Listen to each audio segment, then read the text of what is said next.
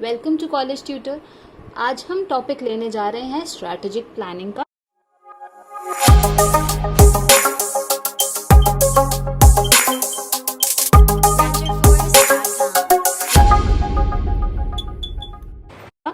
Strategic planning एक ऐसी planning होती है जिसमें हम स्ट्रैटेजीज को बनाते हैं और इम्प्लीमेंट करते हैं ताकि हमारे ऑर्गेनाइजेशन ऑब्जेक्टिव्स अचीव हो पाए। तो ये प्लानिंग होती है for making and implementing strategies. तभी तो नाम है ना strategic planning.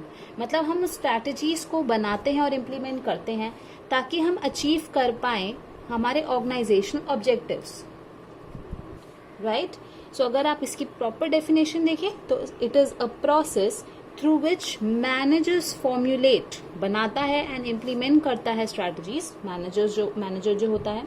So it is a process through which managers formulate and implement strategies geared to optimizing strategic goal achievement given available environmental and internal conditions।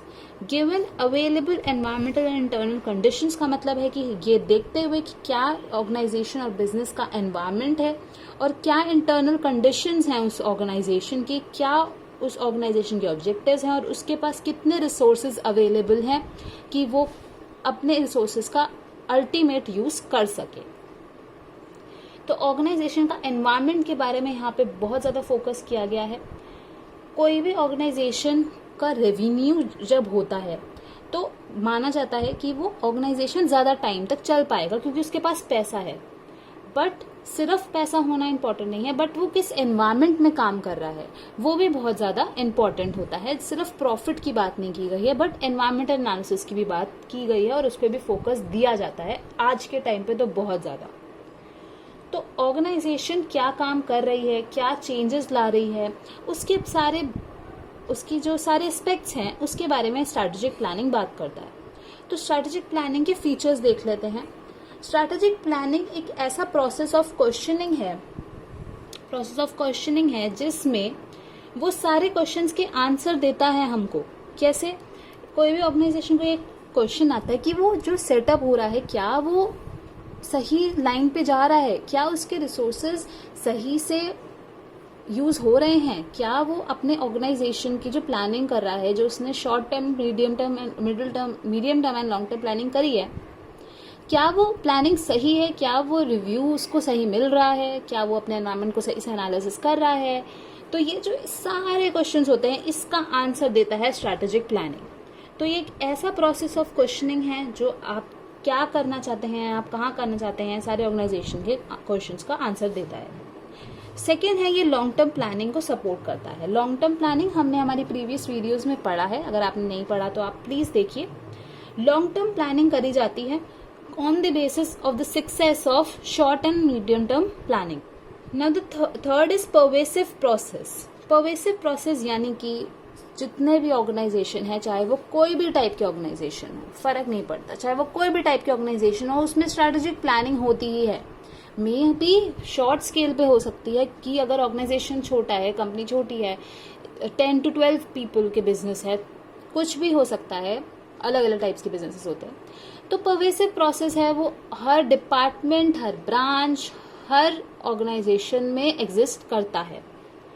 And coordination, आप coordination को as a different और अलग feature भी लिख सकते हैं, but मैंने combine लिखा क्योंकि कोऑर्डिनेशन करता है, वो कोऑर्डिनेट करता है from various levels of management as well as it manages, it coordinates the different activities of different departments.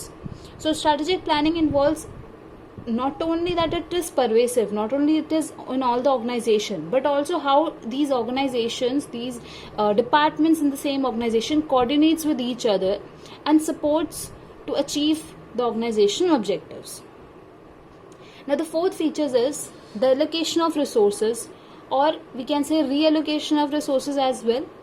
There are some resources, we all know that we have limited resources and how we use these resources is of great importance.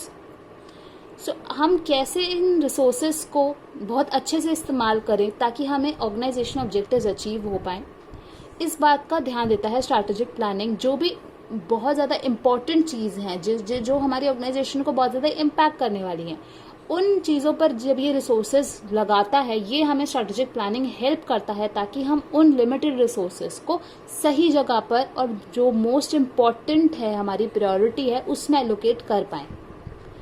Now the fifth feature that it is a continuous process. जैसे ही हमें एक organisation start होती है, वो एक planning start करती है कि उसको कहाँ जाना है, कैसे जाना है. तो एक कंटिन्यूस प्रोसेस में ये काम करती है. अब इसकी इम्पोर्टेंस क्या है? फीचर से ही हमें पता लग गया कि इसकी इम्पोर्टेंस बहुत ज़्यादा है, चाहे वो रिसोर्सेज की बात हो या फिर वो कोऑर्डिनेशन की बात हो, चाहे वो लॉन्ग टर्म प्लानिंग की बात हो. तो हम कोई भी फेज पे, कोई भी एस्पेक्ट पे बात करें तो इम्पोर्टेंस तो बहुत ज़्यादा है. देखा जाए तो ये फाइनेंशियल बेनिफिट्स भी दे रही है. तो स्ट्रैटेजिक प्लानिंग फाइनेंशियल बेनिफिट्स भी देता है ऑर्गेनाइजेशन को. Then it also guides. कैसे गाइड करता है? कोई भी हमें डिसीजन लेना हो, कोई भी ऑब्जेक्टिव हमें अचीव करना हो, तो उसके लिए हमें प्लानिंग करनी होती है, उस तरफ, उस डायरेक्शन में हमें गाइड करता है strategic planning. Then also it gives us competitive advantage. Competitive advantage एक ऐसा एडवांटेज होता है जब ऑर्गेनाइजेशन किसी चीज़ में एक्सेल करती है, कोई भी एक ऐसी चीज़ जो उस ऑर्गेनाइजेशन की स्पेशलिटी बन जाती है, तो उसको एक कॉम्पिटिटिव एडवांटेज बन जाता है उस एनवायरनमेंट में कि अगर उसी मार्केट में चाहे जितने भी सेम टाइप ऑफ ऑर्गेनाइजेशन हो, लेकिन उसको एक कॉम्पिटिटिव एडवांटेज होगा क्योंकि उसने उस परफॉर्मेंस में एक्सेल करी है. वो उस मार्केट का जो शेयर है वो कैप्चर कर लेता है. That is what competitive advantage means.